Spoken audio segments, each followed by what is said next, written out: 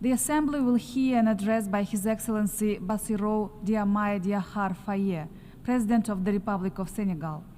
I request protocol to escort His Excellency and invite him to address the Assembly.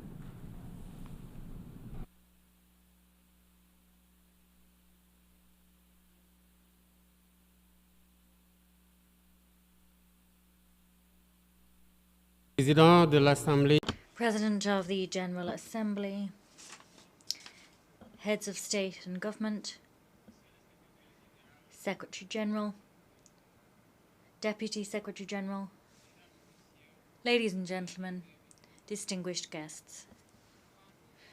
At the outset, I wish to take this opportunity to once again pay tribute to the memory of my fellow countryman, Amadou Tango, who has just left us.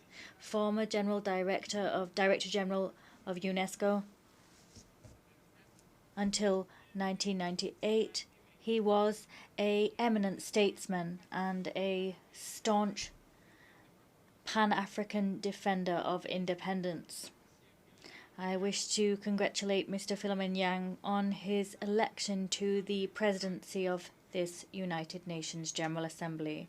I also congratulate his predecessor for the contribution he made to the implementation of our common agenda. Through you, I convey my wishes for your every success when it comes to discharging your mandate. We see the unwavering commitment of our Secretary General Antonio Guterres. His efforts to promote peace, human dignity, and multilateralism are now more than ever before necessary. Senegal once again expresses its full support for his mandate in these times of global turbulence. As I take the floor before you today, I speak with the conviction, the deep conviction, that we are united in diversity. Indeed, unity in diversity is the key to guaranteeing sustainable development and human dignity for all, everywhere in the world. The theme of this session that will guide our discussion invites us to rethink our collective responsibility and to guarantee that the fundamental principles of the United Nations set more than around 8 decades ago contribute to upholding the promise of a fairer and more equitable world. Ladies and gentlemen, ours is a troubled world, a world in which the principles of the United Nations Charter, which talk about equality, justice, and the respect for human rights, are every day put to the test. Conflicts are spreading, inequalities are widening, and climate crises are rendering millions of people throughout the world even more vulnerable than they were before. Moreover, we are witnessing a worrying trend to call into question multilateralism at a time when humankind needs it more than ever before. The world must stare the truth in the eye.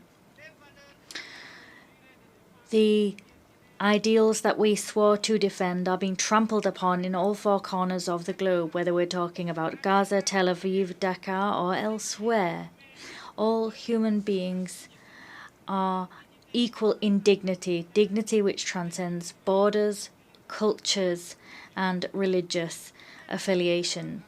It is incumbent upon us all to ensure that this dignity be protected and respected for all human beings, regardless of who they are. This duty is the very essence of the United Nations. However, every day we see international law as the very foundations of international peace is violated. Resolutions adopted by this General Assembly are treated with flagrant disregard. We have repeated violence.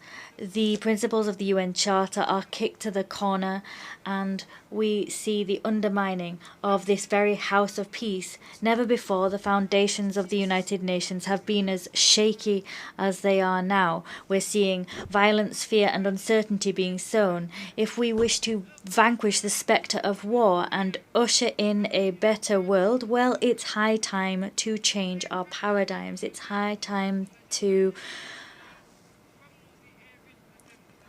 put human beings at the heart of our international agenda, as we're invited to do by the theme of this session. President, ladies and gentlemen, we no longer wish to stand idly by and watch the tragedy in the Sahel play out. Terrorist groups there are sowing terrorism. They're pillaging, they're killing innocent civilians.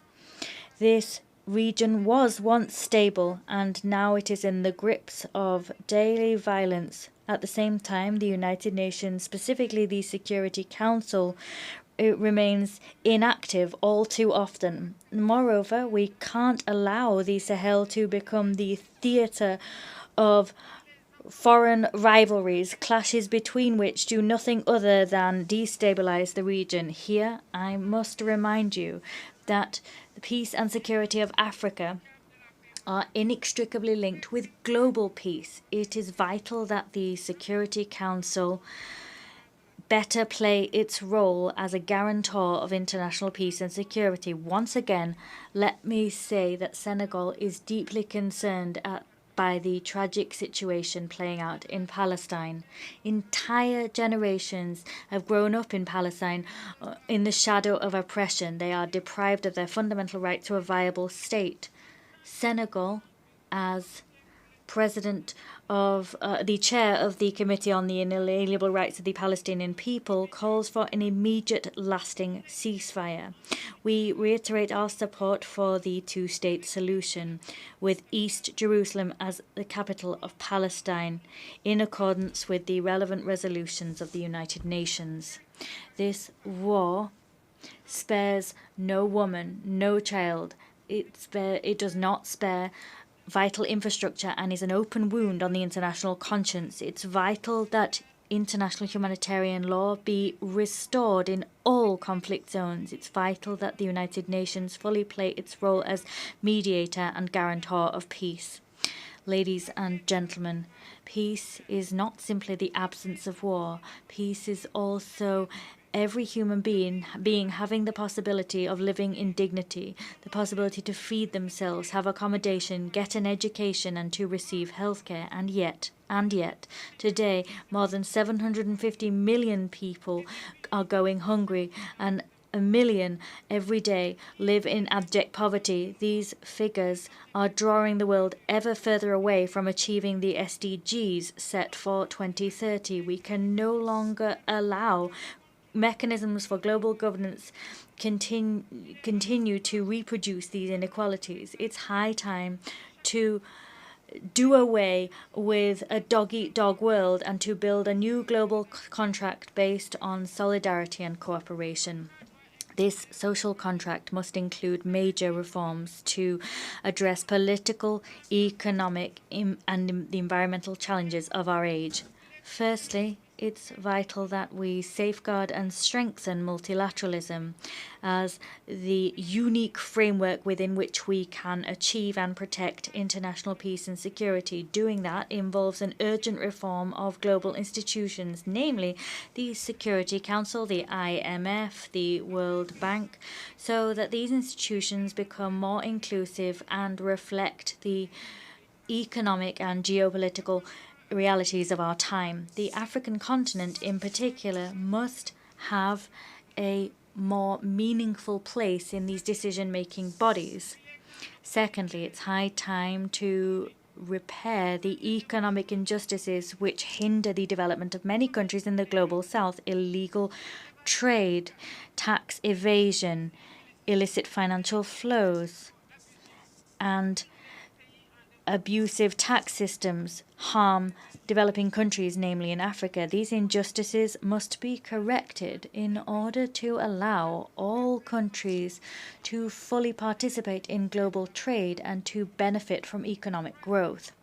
Third, it is vital that we resolutely work to tackle climate change. We must do that by respecting the principle of common but differentiated responsibility. The industrialized country historically responsible for mass greenhouse gas emissions must step up their efforts to finance a just and equitable energy transition which does not penalize developing nations. We must, as an absolute imperative, protect our planet without sacrificing the rights of the most vulnerable nations to continue their development. Fourthly, we must thwart any attempts to impose unilateral ways of existing and civilizational models. Since its independence, Senegal has staunchly defended the equal dignity of cultures and civilizations. This diversity must continue to be the cornerstone of the peaceful coexistence between peoples. No nation should impose on others its practices or its values as universal. The respect for difference is the very foundation of peace and stability throughout the world. Ladies and gentlemen, Senegal is staunchly committed on this path. To this path, rather, we've chosen to build a state wholly focused on sustainable development with ambitious initiatives in terms of clean energy, food sovereignty, and transparent governance. However, we know that to be successful in those endeavours, we need collective action and international solidarity. No country, however powerful it may be, can alone address the challenges threatening humankind. As such, we must act together, united in our diversity, to usher in a future in which human dignity is protected, where justice prevails, and where prosperity is shared. It is through cooperation and mutual respect that we will overcome the crises shaking the very foundations of our world. I thank you. On behalf of the Assembly, I wish to thank the President of the Republic of Senegal.